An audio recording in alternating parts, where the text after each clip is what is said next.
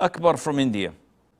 If I am not wrong, when a Muslim is held at gunpoint and asked to utter something against our religion, then it is permissible to utter it for the sake of escaping. What counts is what is in the heart. My question is, if one doesn't utter what the kuffar say and get killed, will it be counted as a suicide as it was permissible for him to utter it, or the one will be a martyr as Sumayya bint Khabbab and Yasir ibn Ammar radiallahu anhu? Okay, I will answer inshallah. So basically, Akbar's question revolves around the issue of taking the concession found in Sharia when compelled under gunpoint, or when there is a real threat to your life or to be tortured, that you may say the word of kufr. In the Quran, Allah Azza wa Jal has permitted us to say the word of kufr if there is a chance to save your lives. In the hadith of Yasir, Ammar ibn Yasir, may Allah be pleased with them, which he has mentioned earlier, that he was oppressed, tortured, tormented to insult the Prophet ﷺ, and out of compulsion he did.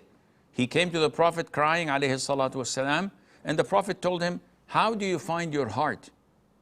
And Ammar said, it's filled with Iman. I have no doubt in you, and I have no interest or desire in insulting you at all. So the Prophet said, if they go back to torturing you, go back into saying the word of kufr without any problem.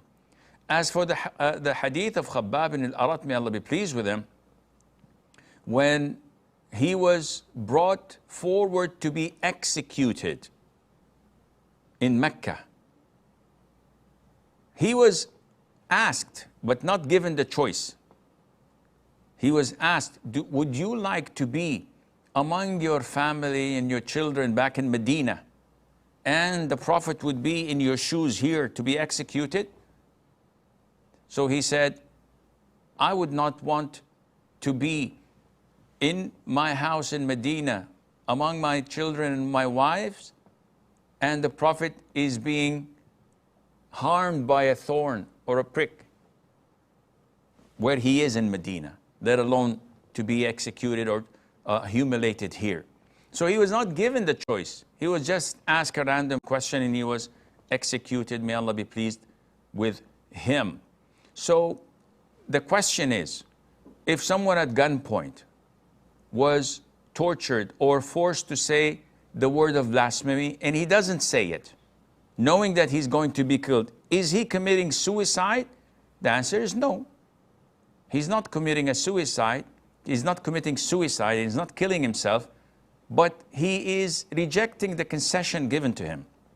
And this is why it's best for him to accept it and say it and prolong his life and live a longer life to do good deeds, and rather than to die on the spot. But if he does, that wouldn't be committing suicide, and Allah Azza wa Jal knows best.